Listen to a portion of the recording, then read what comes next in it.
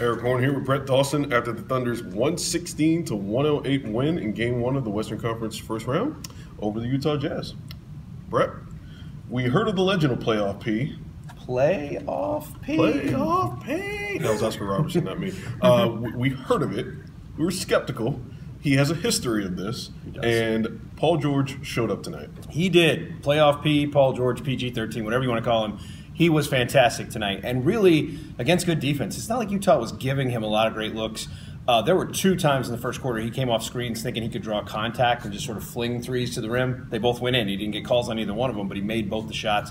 Unbelievable night. Did he finish 8 of 12 from 3? 8 of 11. 8 of 11 from 3, even better. He was fantastic, and on a night when really it wasn't, in the first half in particular, Barry Trammell wrote about this in his column, it was a lot of star play.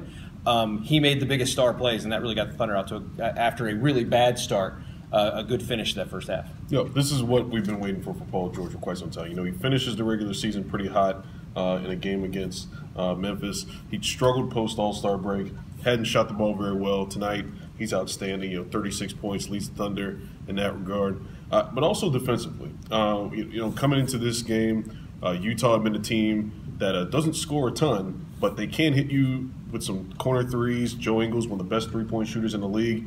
We thought Paul George was going to defend Donovan Mitchell primarily in this game. Even Paul George probably thought he was going to. Rope-a-dope there. Yeah, he thought he was going to defend Donovan Mitchell. Turns out, Corey Brewer gets the assignment on rookie Donovan Mitchell. Paul George basically shuts down Joe Ingles. Yeah, they did. What they really wanted to see, what you talked about. Utah makes a lot of corner threes. The Thunder gives up more corner threes than anybody. They really wanted to see Ingles have a tough time getting clean looks. You could tell by the way they, the fact that they put Paul George on him. The biggest win for the Thunder in the first half, Ricky Rubio took more shots than anybody else on Utah. That's great success for a defense because that's what you want. You want Ricky Rubio taking jump shots. They made him a jump shooter. He shot the ball much better this year, but you're going to live and die with Ricky Rubio taking jump shots. He'll have a game in the series where he makes some, but this was a big win just to get him kind of to be the centerpiece of that offense. Donovan Mitchell, Erik, he was really good in transition. But really in the half court, even without Paul George being on him, he didn't kill him. He made a couple of shots, but he really got most of what he got because the Thunder turned the ball over. Quietly impactful game for Russell Westbrook, I thought.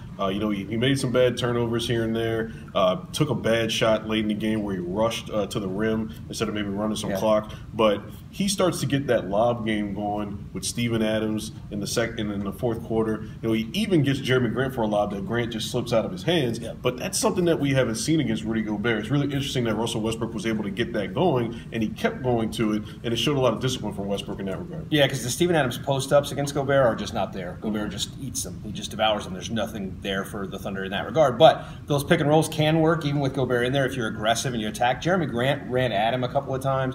Steven Adams has to do that. That was really good stuff from Westbrook. The thing Westbrook didn't do well, he just didn't manage the clock well. You had a big lead and needed to slow things down. And we know Westbrook kind of sometimes only knows one speed. In the playoffs, you need to pull it back on occasion. Needed to do that. Got a little too aggressive. This got way closer than it should have because that happened after Utah had cleared the bench. Should have been kind of a runaway win for the Thunder, but they're the Thunder, so they're going to keep things interesting. Game 2 is going to be Tuesday at Chesapeake Energy Arena. Correction, it is going to be when? Wednesday. Wednesday? 2 days off. That's way too long. Yeah, it's way too long. That's absurd. Anyway, Game 2 is Wednesday, 7 o'clock at the Peak.